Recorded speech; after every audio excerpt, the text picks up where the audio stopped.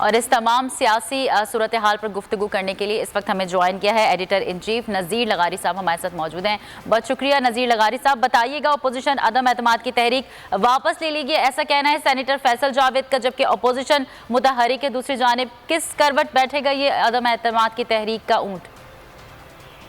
اچھا، مجھے نہیں معلوم کہ وہ سو رہے تھے یا جاگ رہے تھے جب یہ اسٹیٹمنٹ دے رہے تھے کہ اپوزیشن تحریک عدم اعتماد واپس لے لی، جبکہ ابھی تو سر دست یہی لگ رہا ہے۔ وہ بعض دفعہ کہا جاتا ہے کہ بادیوں نظر میں ایسا لگتا ہے کہ تحریک عدم اعتماد تو کامیاب ہو گئی ہے، جو جن کی بیساکھی پر یہ کھڑے ہوئے تھے،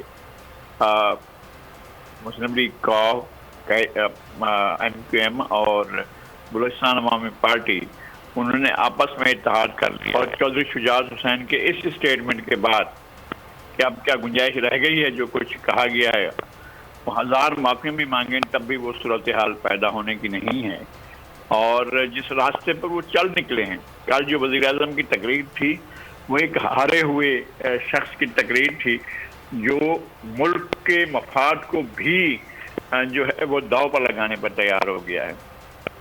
آپ یورپی یونین سے اور امریکہ سے لڑ کر اعلانیہ جنگ کر کے اور یہ کہہ کر کہ جناب ہم ایبسولوٹلی ناٹ، آپ کا کیا خیال ہے کہ باقی دنیا آپ کا ساتھ دے گی؟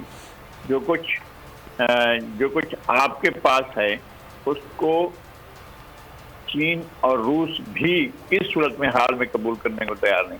3.5 سال تک سی پیک کو رول بیک کیے رکھا اور کام نہیں ہوا، نہ سکھر مورو موٹر وے، نہ مورو کراچی حیدرآباد موٹر وے، اس کے علاوہ بھی بہت سے پروجیکٹس جن پر انہوں نے وہ جو ہے لپیٹ کر ایک طرف رکھ دیا تھا اور کام نہیں کر رہے تھے، اور چین کو باہر جا کر بات کرنی پڑی تھی کہ ہم ایک ایسے لوگوں سے کیسے بات کریں کہ جو ایک ٹیلی فون پر کال پر یا کسی بھی کے کہنے پر جو ہے وہ ڈھیر ہو جاتے ہیں۔ یہ ساری صورتحال رہی ہے۔ کل تک آپ اس کیمپ میں رکھے ہوئے تھے، کل تو آپ یہ کہہ رہے تھے کہ ہمیں ٹیلی فون کال نہیں آ رہی ہے۔ آپ کو پتا ہے کہ آپ کی جو چالاکیاں ہیں اس پر ٹیلی فون کال آئے گی۔ آپ جو ایک طرف پاکستان کے مفاد کو داؤ پر لگا کر کھیل رہے ہیں اور اپنے اقتدار کے لیے، مجھے سمجھ میں نہیں آتی یہ اقتدار کا نشہ کیا بلا ہوتا ہے جس میں ملک کا مفاد جو ہے وہ بھی ایک خطرناک تقریر تھی کل، جو ساری دنیا سے تعلقات بگاڑنے کی بات کی گئی، اور یہ کیسے ہو سکتا ہے کہ آپ ایک جزیرے میں نہیں رہتے ہیں، آپ اس دنیا میں رہتے ہیں۔ آپ کو پتا ہے کہ آپ کی سب سے زیادہ ایکسپورٹ جو ہیں وہ یورپی یونین اور امریکہ کی طرف ہوتی ہیں، اور آپ ابھی تک اپنا بیس نہیں بڑھا سکے۔ آپ ساتھ ٹریڈ اتنی نہیں ہے، $1 بلین بھی نہیں ہے، تو آپ کی اتنی زیادہ ٹریڈ ہوتی ہے اور جو ایکسپورٹس ہوتے ہیں وہ آپ پھر آپ کہاں کھڑے ہوں گے؟ آپ کا جو کرنٹ اکاؤنٹ ڈیفیسٹ ہے وہ اتنا بڑھ گیا، جو آپ نے اندازے لگائے تھے اس سے 1225% بڑھ گیا ہے۔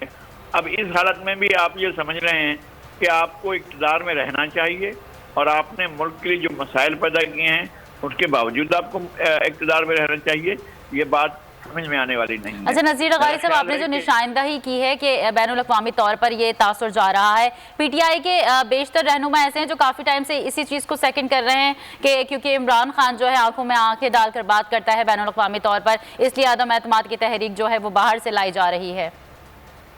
نہیں، اس کا کیا مطلب لیا جائے؟ جو آنکھوں میں آنکھیں ڈال کر بات کرتا ہے اس کو آنکھیں جو ہے وہ اسی طرح سے لوگوں کی آنکھوں میں آنکھیں ڈالتا ہے۔ آپ پھر آئی ایم ایف کی آنکھوں میں آنکھیں کیوں نہیں ڈالی تھیں جب آپ نے ڈکٹیشن لی تھی اور ملک کے عوام پر، کروڑوں انسانوں پر آپ نے مہنگائی کا ایک بوجھ رکھ دیا ہے جن سے وہ نکل نہیں پا رہے ہیں؟ تو آپ نے وہ ڈکٹیشن کیوں لی؟ آپ نے وہ ڈکٹیشن کیوں لی جس میں آپ نے پاکستان کی مانیٹری پالیسی اور پاکستان کی فسکل پالیسی یرغمال بنا کر آئی ایم ایف کے حوالے کر دی؟ آپ نے یہ کیوں سمجھا؟ آپ کی درخواستیں بھیج رہے تھے مجھے ایک ٹیلی فون کال ہی کر لیں، مجھ سے ملاقات کریں نہ کریں۔ آپ یہ کیا بات ہوئی کہ آپ کے مشیر کو وہاں سے کہا جاتا ہے کہ برطانیہ نہیں آنا، اور آپ آنکھیں میں آنکھیں ڈال رہے ہیں؟ آپ کو پتا ہے کہ دنیا کے ساتھ مفادات آپ کی آنکھیں میں آنکھیں ڈالنے سے نہیں چلیں گے، آپ آنکھوں میں آنکھیں ڈالتے رہیں، لیکن پاکستان کا مفاد یہ ہے कि दुनिया के साथ पीसफुल को एग्जिस्टेंस के साथ चला जाता है। जी बिल्कुल। आप अपने खुद मुख्तारी को बरकरार रखते हुए आगे की तरफ बढ़ते हैं और बेहतरी की तरफ बढ़ते हैं, बेहतरी की तरफ बढ़ते हैं। अच्छा नज़ीर लगारी साहब, एमक्यूएम का मैं जिक्र करना चाहूंगी। खालिद मकबूल सिद्दीकी साहब ने कहा है कि एमक्यूएम का मामला दूसरी जमातों से मुख्तलिफ है। आज पीटीआई अरकान जो है उनसे मुलाकात भी करेगा एमक्यूएम का वक्त, तो पलड़ा किस जानिब भारी रहेगा? आसिफ अली जरदारी ने भी यकीन दहानी करवा दी और एमक्यूएम ने पीटीआई से भी बड़े मुतालबात कर दिए।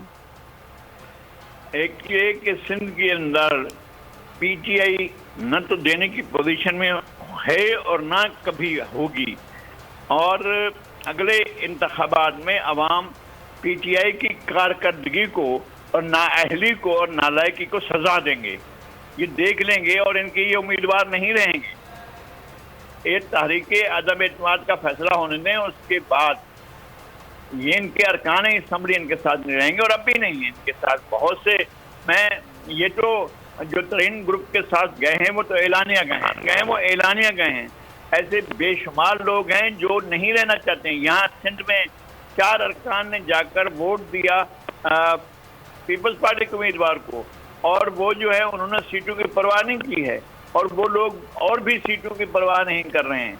अगर ये अपने उम्मीदवारों को नाअहल करार देते हैं तब भी दोबारा इलेक्शन में भी ये सीटें जो हैं वो नहीं गेन कर पाएंगे, और इनको अब जिस पोजीशन में इस वक्त अपोजिशन रही है माजी में 2 साल से जब से पीडीएफ से भी वर्स्ट पोजीशन में ये जाने वाले हैं।